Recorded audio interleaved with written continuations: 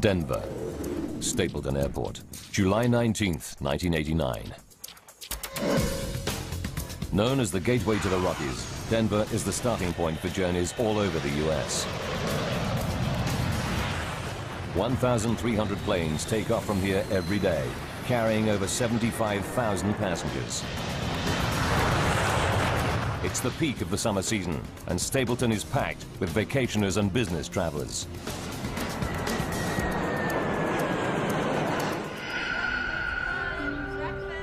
Debbie McKelvey will be among the vacationers flying from Stapleton today. She's taking her children, Devon, age 6, and her son Ryan, who's 7, to a family reunion back in her home state of Pennsylvania. I was going home for 2 weeks with my children, and I was very, very excited about the trip. Debbie is taking advantage of United Airlines Children's Day promotion. Today, kids under 14 can fly for 1 cent, but each must fly with a paying adult. Debbie pairs up with a tennis club girlfriend, Ruth Ness, so she can sit with one of the kids. It was nice having Ruth with me because she entertained one child while I was entertaining the other child. 1:15 p.m. Debbie, Ruth, and the kids wait to board flight UA232 to Philadelphia via Chicago.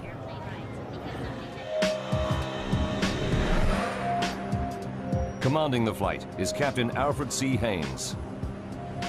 His cabin staff reported a minor electrical fault in the galley on the previous leg, but engineers have given it the all clear.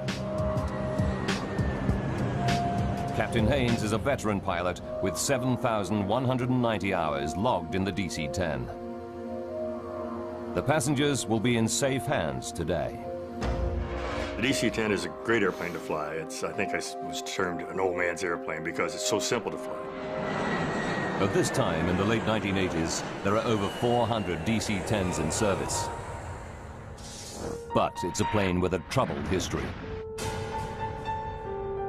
Windsor, Ontario, 1972. A cargo door blows out on a year-old DC-10, causing severe decompression. The pilots managed to land the plane safely. 2 years later, a door comes off a Turkish Airlines DC-10 flying out of Paris. This time, the violent decompression tears the plane apart in midair. All 346 people on board die. McDonnell Douglas finds the fault and fixes it. But the reputation of the DC-10 never fully recovers. The DC-10 making flight 232 today is in its 17th year of service and has flown over 43,000 hours. So far, without incident. Today should be no different. Jerry Schemmel is Deputy Commissioner of the Continental Basketball Association and a frequent flyer. I was never a nervous flyer. I always kind of enjoyed flying. I took my first flight at age 18. I always enjoyed it. Jerry is flying to Columbus on business with his boss and great friend, Jay Ramsdell. Their original flight is cancelled, but Jay gets a seat on the very next flight. The bad news is there's no seat for Jerry. Jay decides to stay with his buddy and wait for an even later plane. I didn't think much of it at that time. I thought it was a nice gesture. I thought to myself, I hope I would have done the same thing. Finally, after a 6.5-hour wait, Jerry and Jay both get seats on flight UA232 to Philadelphia. Flight 232 is busy today. It's carrying 285 passengers and 11 crew. Debbie McKelvey boards with her friend and 2 kids. They add to an unusually high number of children on board. 52 in total, thanks to the Children's Day deal.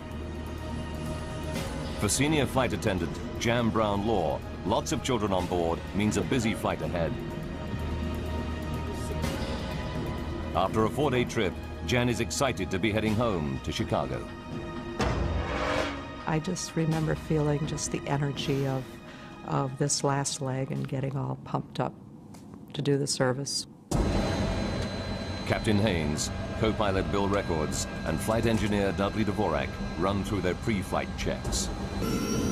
They taxi out to the runway and await the takeoff clearance. At 2:09 p.m., the three-engine jet flies out of Denver. The morning we left Denver, it was clear skies, beautiful day, nice smooth air, comfortable flight, just a routine flight. Debbie McKelvey sits with her son Ryan, while her friend Ruth is one row behind, looking after her daughter Devon. At 3:16 p.m., they're finishing their meal.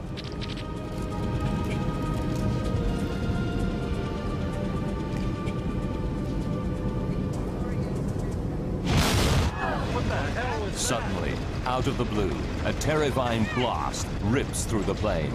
The first thing I thought was a bomb has gone off. I really did. I thought someone had planted a bomb, it had been detonated, and we started to drop. The only way I can think to explain it, it's like if you're driving down a highway and you hit a pothole.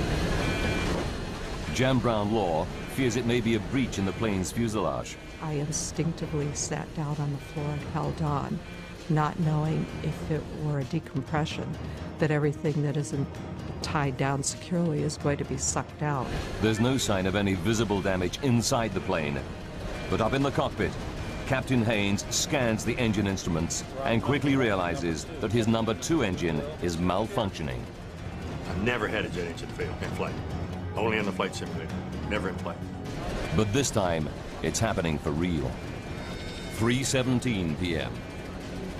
Captain Haynes' priority is to shut down the problem engine.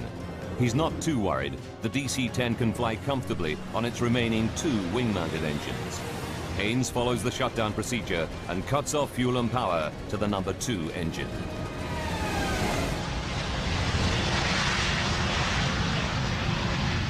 The problem engine is off. But now flight engineer Dudley Dvorak spots something else wrong. Al, we've lost all hydraulic quantity. His instruments tell him that all 3 of the plane's hydraulic systems are empty. He cannot believe his eyes. The hydraulic systems operate the plane's flaps, ailerons, rudder, and elevator. Without these controls, the pilots won't be able to steer the plane or take it up or down. But the instruments are right. Al, can you help me out with this? Co-pilot Bill Records is horrified to find his flight controls are no longer responding. The plane starts to bank steeply to the right, and he's powerless to stop it. That's when we realized we were in a world of hurt, that something was drastically wrong. Now Captain Haynes tries the flight controls, but he cannot get the DC-10 back into level flight either. The plane is now trying to roll over, a terrifying prospect. We have nothing to turn the airplane, nothing to control the pitch of the aircraft. Nothing. Fly the aircraft. It's every pilot's nightmare. Flight 232 is at 11,000 meters and out of control. If its left wing continues to lift, the plane will flip over and tumble to its doom.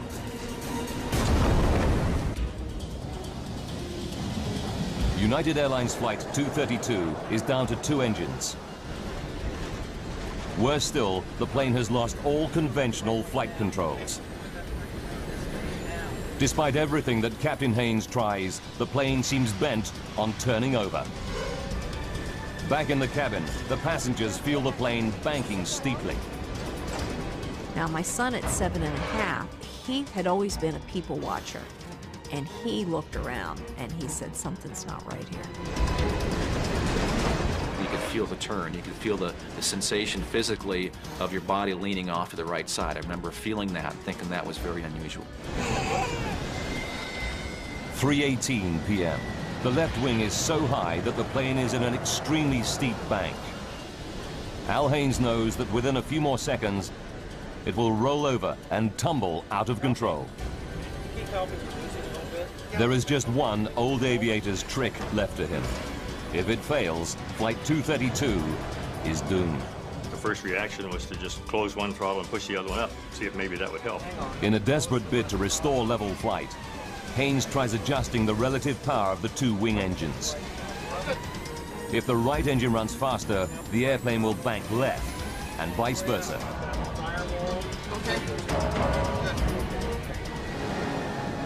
It works. Captain Haynes is able to pull the plane out of its roll. He still has no flight controls, but he regains a crude form of steering by using the throttles. But Haynes finds that he can only make right-hand turns. 3:20 p.m.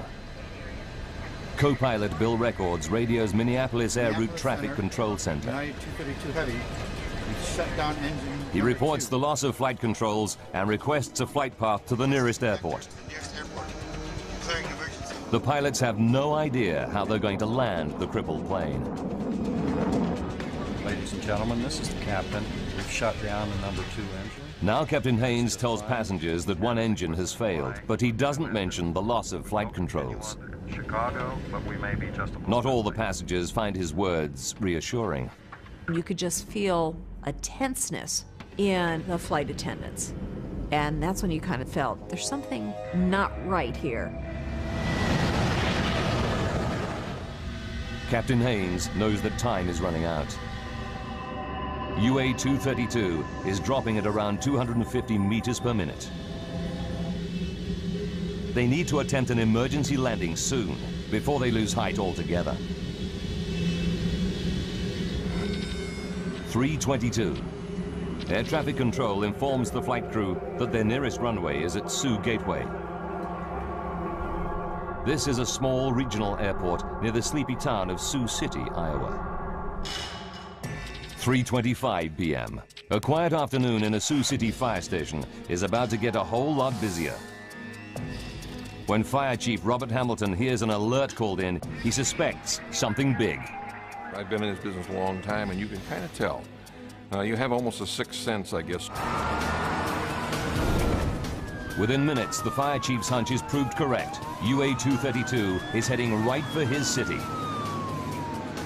9 fire trucks race out to their emergency positions on one of the runways.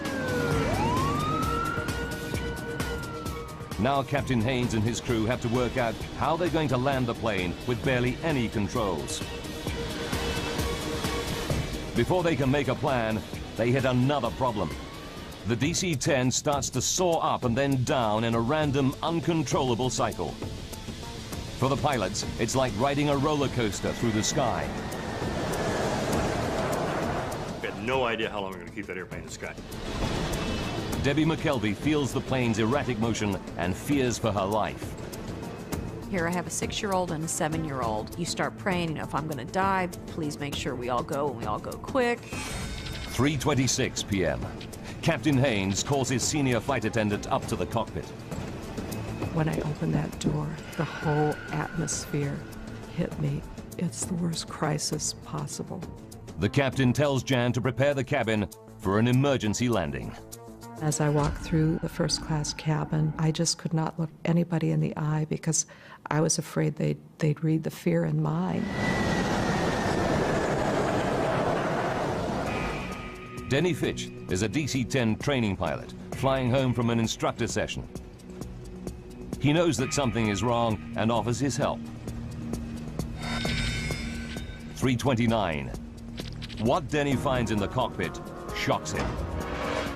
It was an amazing scene for me because both the pilots were in fact on the controls. Both of them, their tendons in their forearms were raised from effort. Their knuckles were white from grip. As an expert training pilot, Denny Fitch is ready for any emergency, but he's never seen anything like this before. I was dumbfounded because it was unheard of. As a matter of fact, there was no procedure for it, having no hydraulics. The first thought that came to my mind, to be honest, was that I was going to die that afternoon. Ladies and gentlemen, Captain Haynes now tells his passengers the plane is damaged and they'll be making an emergency landing in Sioux City. This landing's a little different than you're used to. 296 people could lose their lives. Getting this airplane down without crashing will be the ultimate test of pilot skill. Denny offers to help out any way he can. I said, "Captain, would you want me to do your throttles?" And he responded, "Yes, do that." Denny takes over on the throttles, the only controls still functioning. They allow him some degree of steering, but the plane is still only able to make right-hand turns.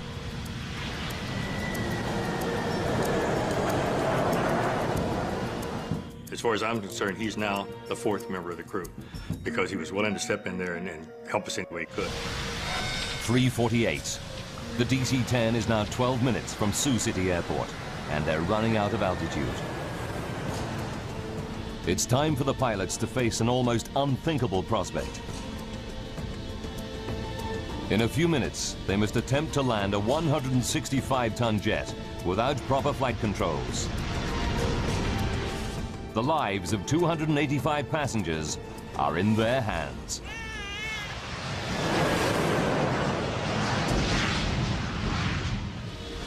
The pilots must now try to line up for the final approach into Sioux City Airport. Denny Fitch will attempt to steer the plane and control its descent, all by adjusting the throttles.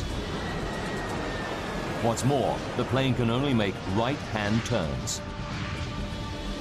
The plan is to make a series of looping turns and hope that as they come out of their final circuit, they're facing the runway.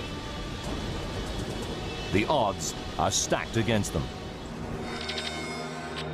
At 3:50 p.m., Senior Flight Attendant Jan Brown-Law begins her final safety briefing. The passengers were right there in the palm of our hand. There, you could have heard a pin drop. Jan pays special attention to the 4 children too small to have their own seats. You need to put your seatbelt on and fasten. Official guidelines are non-specific, but United Airlines procedure at the time is for adults to hold these lap children on the floor during an emergency landing. Jan is anxious about the procedure, but has no option but to follow protocol. It makes my skin crawl to this day to think that I found myself telling passengers, parents of lap children, to put their child on the floor and hold them down. As the flight crew near Sioux City, they are only too aware of what's at stake. You've got 296 lives in your 2 hands. You literally do. And I've never felt so overwhelmingly, responsible for anything in my life. With no brakes, the DC-10 will need a long runway. Air traffic control assigns them runway 31 at 2,700 meters. It's the longest at Sioux City. 3:52 p.m. Denny Fitch puts the plane into its final looping turn. He knows the crippled jet would never be able to regain altitude for a second attempt. This was it. We had to land on that runway. One time, that's all we had. As they emerge from their final loop, the pilots see a wonderful sight. Sioux City Airport, dead ahead. There's just one problem. It's the wrong runway. Here we are, there's a runway right in front of us. We're out of time, we're out of altitude. That's where we're gonna go. Runway 22 is much shorter than runway 31, and it's full of fire trucks and ambulances. It wasn't until probably a couple of minutes at the most that we had a change in that the runway was actually shifted then from 1331 to runway 22. 3:59. Fire trucks race out of the path of the plunging DC-10. And so we were basically just kind of scrambling, getting out of the way, if you will, and trying to get to an ideal position for that particular runway. Captain Haynes orders the passengers into the brace position. Brace, brace, brace. The minute we said brace, it was like a breeze going over a field of wheat. Everybody in the cabin disappeared from sight to go into their brace position. I kept thinking, this is it. And I actually made my son shut the window shade. And I thought, we don't need to see, the end as it's coming.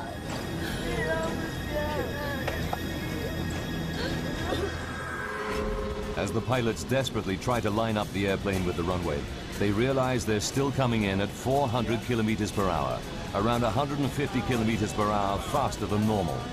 But with no control of the flaps, they cannot slow the descent. The alarm sounds from the ground proximity warning system. They're descending too rapidly. The plane is plunging at 560 meters per minute, over 6 times the normal rate.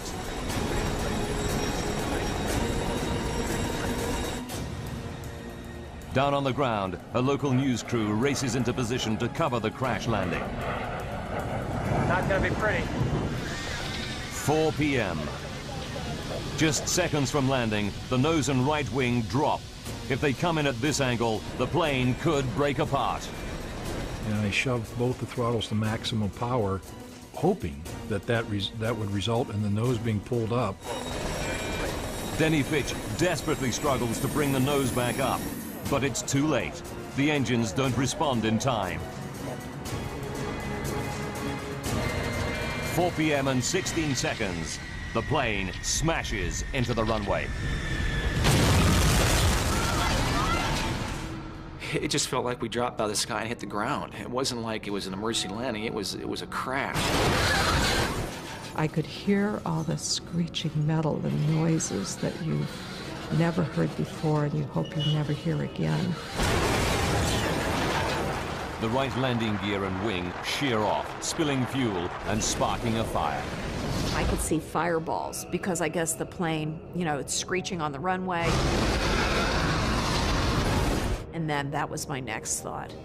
Oh my God, we're gonna burn to death. The jet careers along the runway on its wing stump for about 600 meters, then breaks apart. The cockpit had snapped off like a pencil tip, and we became a tumbling 200-mile-an-hour piece of wreckage. The main section of the fuselage skids further down the runway, rolls over on its back, and comes to a halt at the side of the airfield.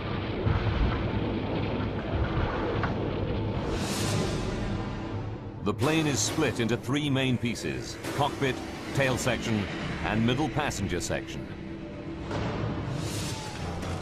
Dozens of surviving passengers flee the burning cabin.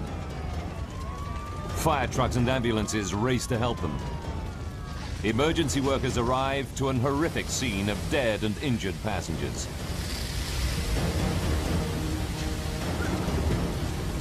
Survivors escaping the wreckage scatter through cornfields at the edge of the runway. Debbie and her son Ryan are among them. I grabbed my son and we started running and running. And I had no idea where we are. Some of the children and babies held on the floor before landing are missing. The violence of the crash tore them from their parents' grasp. One grief-stricken mother confronts flight attendant Jan Brown-Law. And she just looked up at me and she said, "You told me to put him on the floor, that it would be all right." And I thought, I'm going to live with those words for the rest of my life. The child, 23-month-old Evan Zhao, tragically died in the burning jet. In the chaos of the crash, Debbie McKelvey and her son Ryan managed to get out of the wreck. But she can't see 6-year-old daughter Devon anywhere. So then you start really thinking, why didn't I have both of them? And it's just a horrible, horrible sinking feeling. Jerry Schemmel escaped the cabin unhurt. But now he hears a baby's cries. Despite the choking fumes, he ventures back inside the burning aircraft. I didn't think if I go back in, the thing will explode or I might not find my way back out. I just reacted. I heard the cries of baby, and the next thing I know, I'm back inside the aircraft. As the central cabin section burns, it starts to fill with toxic fumes. Smoke like this can kill in minutes. Parents like Debbie McKelvey fear that their missing children could still be somewhere inside the blazing jet. Flight 232 crashes at Sioux City Airport and lies in a smoking ruin at the edge of the runway. Survivors flee the crashed airliner, but a baby's cries draw passenger Jerry Schemmel back inside. So I finally got right over top of the crying, and I'm feeling around, and there's a baby stuck inside this overhead bin. I just grabbed the baby with one arm and scooped her out of a hole. I got back on my feet, found the opening, just kind of aimed for the sunlight and shot out the plane the second time. Jerry's actions probably saved the baby's life. But Debbie McKelvey is desperate. She fears her daughter and friend have not survived the crash. Then, suddenly, she spots a face. It's her 6-year-old daughter, Devon, emerging from the smoke. It was the absolute best feeling because she was there and she was okay. While passengers flee the wreckage, Captain Haynes and the flight crew are trapped in the cockpit. The plane's nose has buried itself into the soft earth beside the runway. It's the last place the rescuers reach. They have to use a forklift and cutting equipment to get through the twisted wreckage. It takes 30 minutes to reach the pilots. At 5 p.m., rescuers pull out all 4 pilots, seriously injured, but alive. I remember the pat on my chest, and his words to me were, "You're okay, buddy, I'm here, I got you, you're gonna be okay." And I felt this tremendous relief. The flaming wreck of UA232 burns for over 2 hours. 9 helicopters and 34 ambulances evacuate survivors. Jerry Schemmel's thoughts turn to his buddy, Jay, whom he lost sight of in the crash. Jerry hopes that he might have made it, but as time goes by, he loses all hope. I had a pretty good hunch 8 hours after the crash, when he didn't show up anywhere, that he wasn't a survivor. Jay Ramsdell is one of 111 passengers who lose their lives in the crash. 1 flight attendant is also killed. 11 children are among the dead. Remarkably, 184 people survived the Sioux City crash. But for the pilots of Flight 232, any number of deaths is a tragedy. Training pilot Denny Fitch learns how many died when his wife visits him in hospital.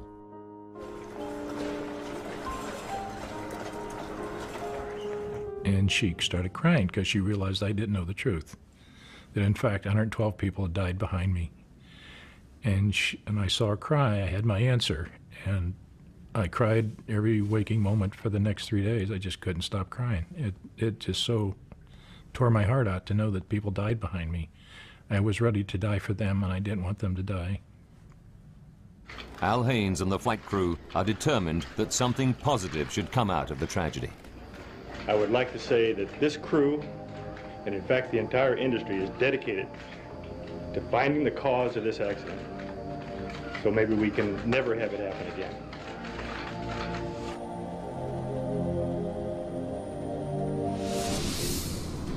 The National Transportation Safety Board, or NTSB, dispatches an investigation team to Sioux City. With 427 DC-10s still in service all around the world, they need to find out what happened to the plane, and quickly. Frank Hildrup leads the team, analyzing the aircraft structure. There's a lot of apprehension and anxiety, of course, that we always go into these things with, and I was fairly new at the time. I had not been with the agency but for about 9 months. Hildrup and the NTSB team arrive in Iowa 9 hours after the crash and get straight down to work. The investigators' first priority is to try to recover every piece of the wreckage so that they can reassemble the aircraft. It's a mammoth task. It was such an immense accident scene that we just knew we had a long investigation ahead of ourselves. The crash scatters thousands of fragments of debris over a distance of 1 kilometer. Emergency services and the National Guard mobilize hundreds of personnel. They scour every square meter of land around the runway. The tiniest component might tell them what triggered the crash. As investigator Jim Wildey knows only too well. If you want to understand how the airplane came apart, if you want to understand the interrelationships of various pieces, it is very useful sometimes to put the structure back together. Investigators interview the 4 pilots to explore the bizarre loss of controls they reported during the flight. We've lost all hydraulic pressure. Captain Haynes and the crew confirmed that shortly after the dramatic failure of their number 2 engine, all their hydraulic systems went down. It mystifies investigator Frank Hildrup. I know personally I wasn't prepared for dealing with an airplane crash where it had lost all of its hydraulics. Extremely unique event and something I personally had never encountered before. Hydraulics operate all the flight controls on the DC-10. The flaps that help control descent. The elevators that pitch the plane up and down. The rudder that steers it. The ailerons that make it bank. Pressurized fluid inside hydraulic lines operates these mechanical controls. There are 3 separate and independent hydraulic systems.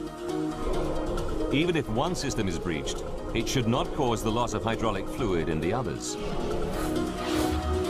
To lose fluid from all 3 systems at once is almost impossible.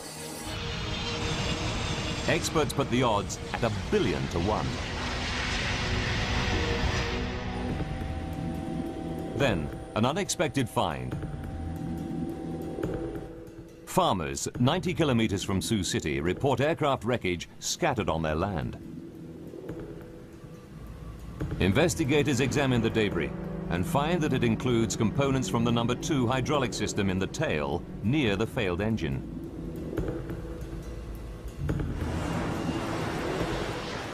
The team can calculate from the plane's flight path exactly when these parts fell. They discover it happened at 3:16 p.m., the same moment as the loud bang and the engine failure. What was that? Everything points to a catastrophic event inside the engine, which then damages the hydraulic systems.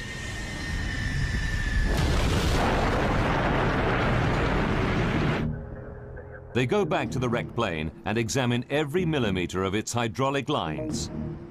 It's a painstaking process, but it pays off. They find puncture holes in the pressure lines of the plane's other 2 hydraulic systems, and the holes in both sets of pressure lines are near the failed engine. We determined that all the 3 hydraulic systems had been breached, and that's why the hydraulic fluid was lost, and they lost the ability to really control the airplane. It's incredible, but true. Something did put all 3 hydraulic systems out of action at exactly the same moment. But the team still has to prove that the number 2 engine caused the damage.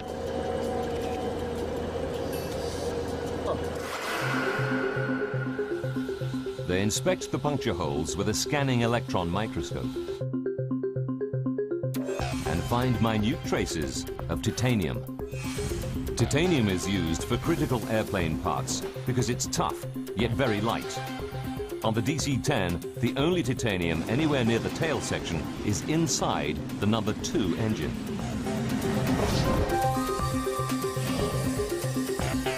And when NTSB engineers reconstruct the DC-10's number 2 engine, a new clue confirms the team's theory. We learned that a major portion of the number 2 engine in the tail of the airplane had come apart and was missing. The missing part is the fan disc, the massive central hub of the engine's fan assembly. It's made of titanium. Investigators are starting to get a picture of what caused the bizarre loss of controls aboard flight UA232. 44 minutes from disaster. The loud bang that crew and passengers hear is the 170-kilogram fan disc fracturing. The broken fan disc bursts through the engine housing. The blast fractures a section of the number 2 hydraulic system. But in a piece of catastrophic bad luck, fragments also puncture lines in both remaining systems. Quantity 0 on all 3. I'm sure. Gauges say 0. All hydraulic quantity down. 42 minutes to go. The plane loses all its flight controls.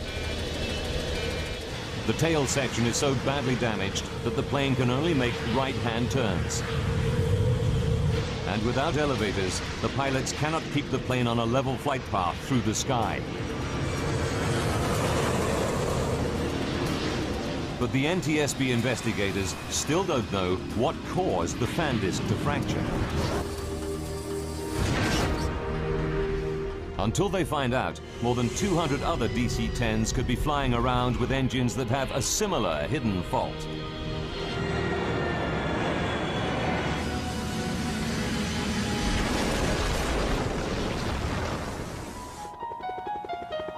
They must locate and examine the missing pieces of fan disc.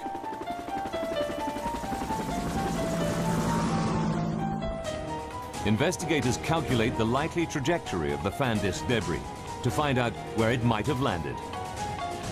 They narrow it down to a tract of Iowa corn belt 36 square kilometers in size.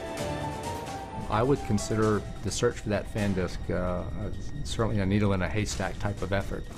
Investigators pull out all the stops to find the missing fan disc. They scour the area with 4 helicopters, but find that the 3-meter-high cornstalks conceal everything on the ground. They even deploy infrared cameras to try to locate the pieces. But after weeks of searching, they draw a blank. General Electric, the engine manufacturer, offers members of the public a large reward for the missing fan disc.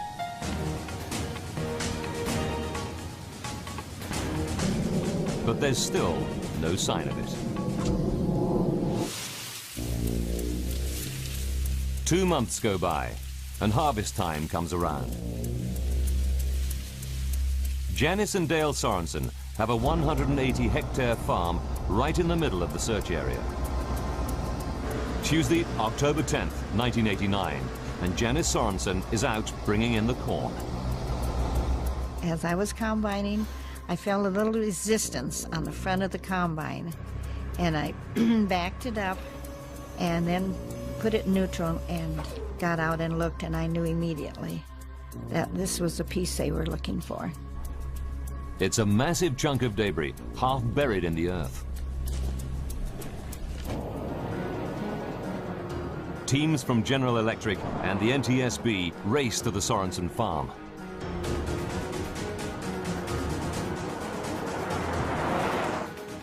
Dale and Janice help investigators dig out the piece of wreckage. This is the Sorensens' own video footage of their find.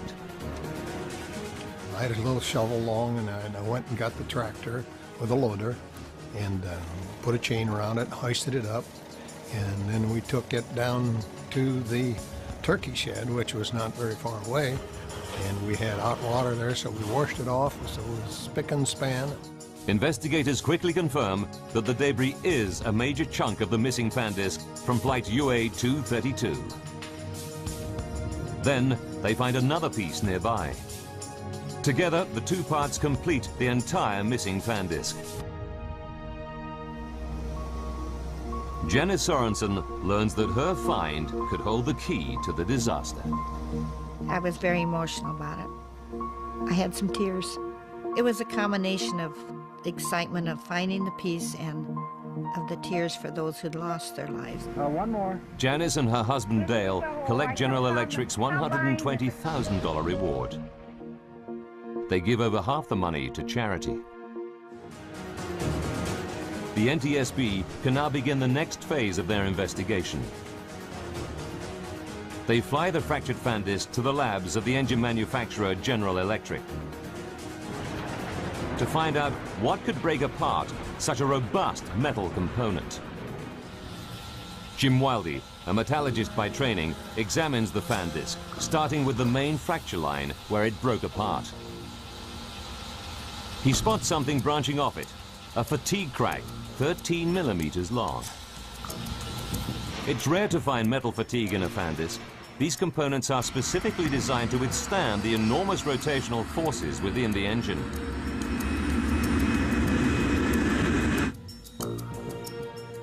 Then, at the base of the fatigue crack, Wildy sees a tiny cavity. The size of it was, maximum in any one direction was about 50 thousandths of an inch. As he scans the cavity more closely, he sees that the metal around it looks discolored. He takes a sample from this suspect area for testing. What he discovers will shock the investigation team and rock the aviation industry to its core.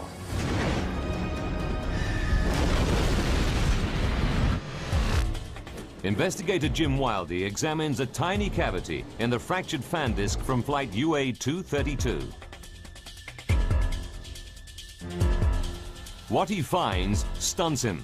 Around the cavity, there is an impurity in the titanium alloy. It's called a hard alpha inclusion, a brittle defect smaller than a fingernail. Analysis reveals that it was caused by excess nitrogen during the forging of the metal ingot. The fan disc in the DC-10 was made from titanium that harbored a fatal hidden defect. It's the final piece of the puzzle. The NTSB team can now put together the chain of events that left the passengers and crew of flight UA232 seconds from disaster.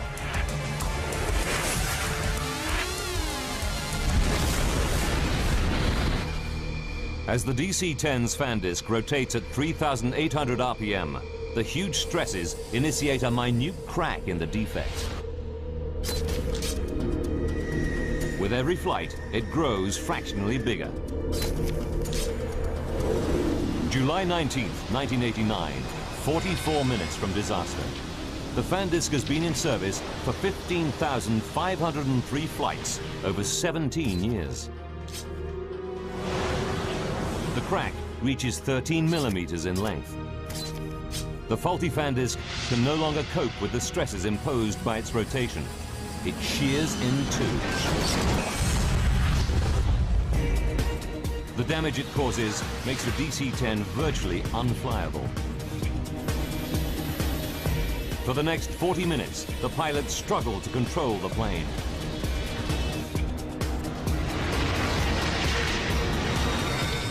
Five minutes to go. Flight 232 comes out of its final turn into Sioux City. 20 seconds. As the plane comes into land, the right wing drops.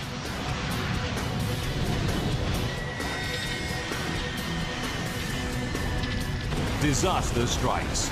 The right wingtip hits the ground, and the DC-10 careers down the runway.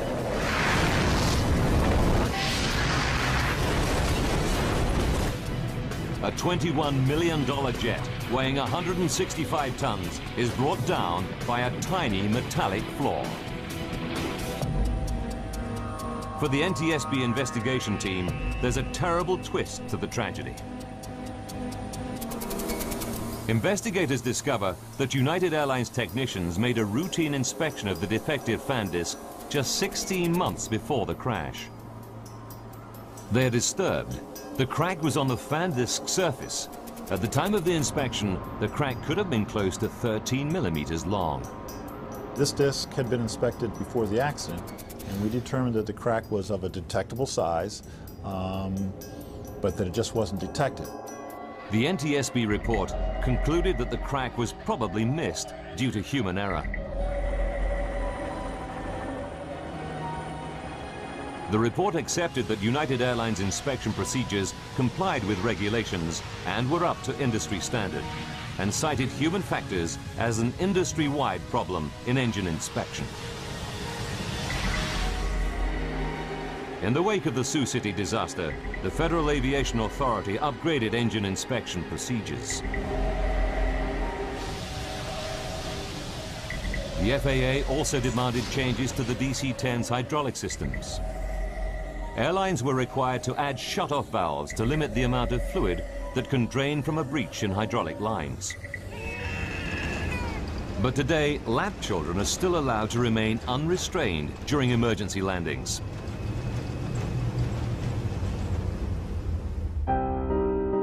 Ever since the crash, Jan Brown Law has campaigned for all children to have allocated seats and safety restraints on airplanes.